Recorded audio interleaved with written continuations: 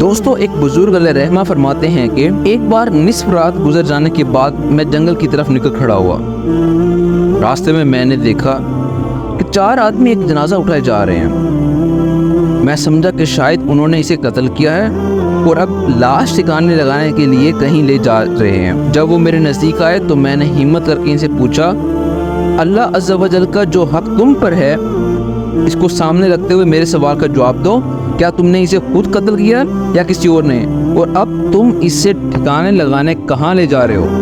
انہوں نے کہا، ہم نے نہ تو اسے قتل کیا ہے اور نہ ہی یہ مقتول ہے، بلکہ ہم مزدور ہیں اور اس کی ماں ہمیں مزدوری دینے کے لیے قبرستان میں انتظار کر رہی ہے، آؤ تم بھی ہمارے ساتھ چلو۔ میں تجسس کی حالت میں ان کے ساتھ چل پڑا۔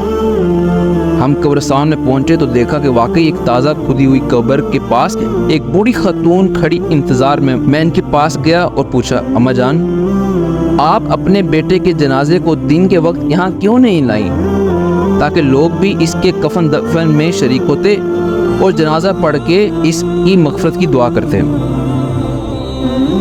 انہوں نے جواب دیا، یہ جنازہ میرے لخت جگر کا ہے۔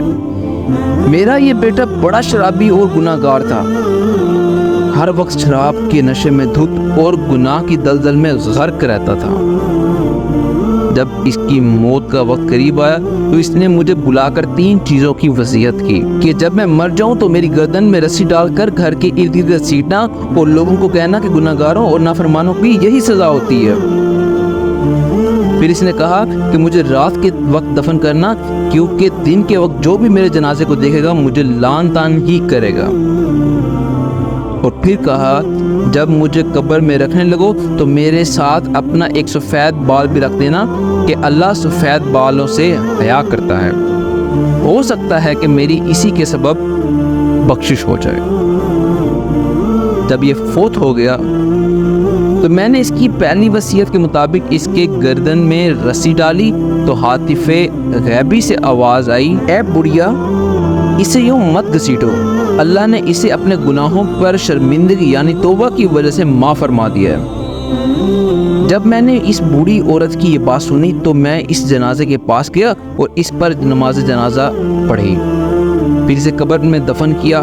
میں نے اس بوڑھی ماں کے سر سے ایک سفید بال لیا اور قبر میں رکھ دیا۔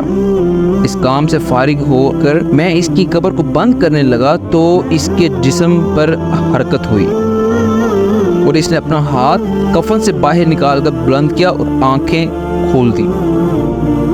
یہ منظر مجھے گھبرانے کے لیے کافی تھا، لیکن اس نے ہمیں مخاطب کر کے مسکراتے ہوئے کہا، اے شیخ، ہمارا رب عز و جل بہت غفور و رحیم ہے، وہ احسان کرنے والوں اور گناہ گاروں کو بھی معاف فرما دیتا ہے۔ یہ کہہ کر اس نے ہمیشہ کے لیے اپنی آنکھیں بند کر دی۔ ہم سب نے مل کر اس کی قبر کو بند کر دیا اور اس پر مٹی درست کر کے واپس آ گئے۔ اللہ اکبر۔